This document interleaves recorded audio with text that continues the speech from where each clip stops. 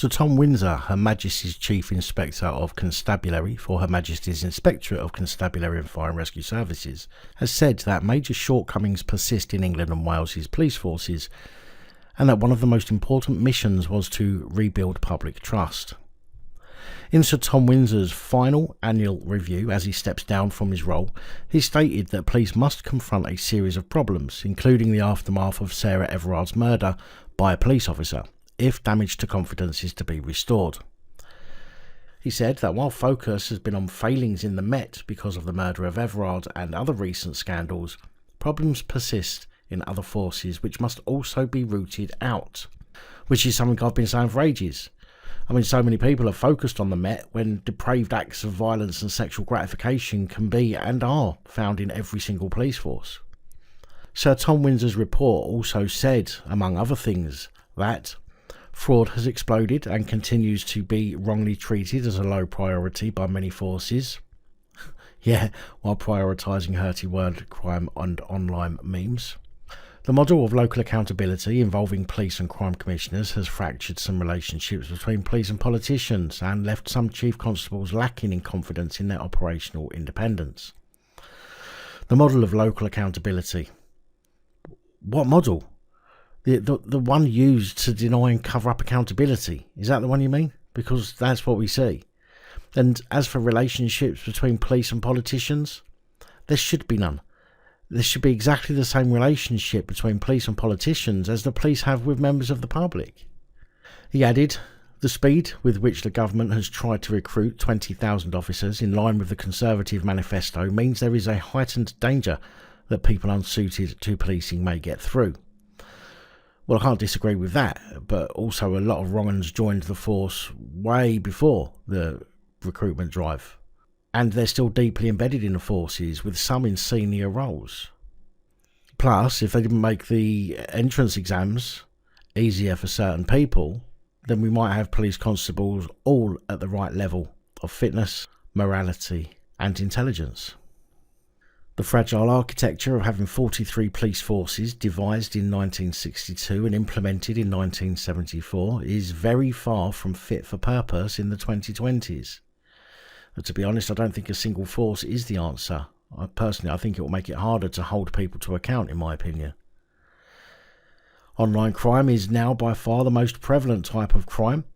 It used to be that children were seen as unsafe out on the streets. Now they may be more at risk in their own bedrooms.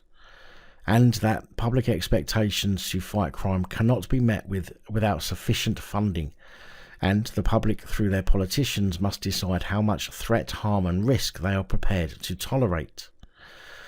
But let's face it, even though many people have said enough is enough, nobody wants to listen anyway, unless you're from a minority background. And as for politicians, they're as bent as the police enforcing the acts and statutes they agreed with without even consulting their constituents.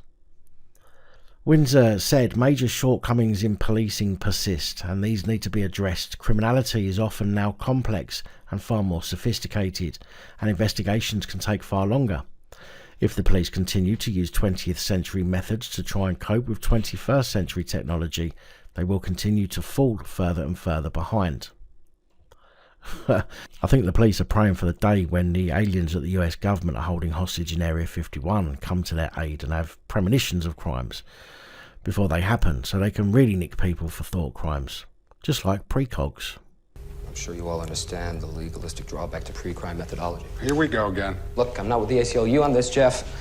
But let's not kid ourselves. We are arresting individuals who have broken no law. But they will. The commission of the crime itself is absolute metaphysics. The precogs see the future, and they're never wrong. But it's not the future if you stop it. Isn't that a fundamental paradox? Yes, it is.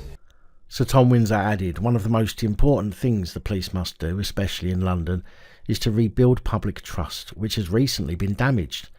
That's not fucking recent, mate. It's been fucked for a long time. Public confidence in the police is more than precious, it is essential, he says. The report comes at the end of Windsor's 10-year stint in the job, which ends this month. To see the full report, I have added a link in the description. But interestingly, Sir Tom Winsor also states in his report that chief constables cannot declare something that is not a crime to be a crime in their forced area, adding it is not illegal to think anything. He said from time to time one turns on the radio and there's a retired chief constable declaring certain things to be crimes which are not crimes. I think it's necessary for me as Chief Inspector of Constabulary to make it perfectly clear that is no part of our legal system. So for a former chief constable or for any police officer to say in my police area such and such being a thought is a crime is completely unsustainable.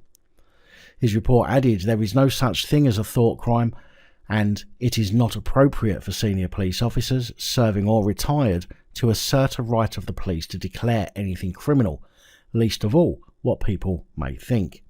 They have no legal power to create criminal offences in their police areas or anywhere else. It is important that no one is misled. The police enforce the law, they do not make it. Although he did stress hate can be an aggravating factor in criminal offences that are carried out, and that should be reflected when sentencing criminals.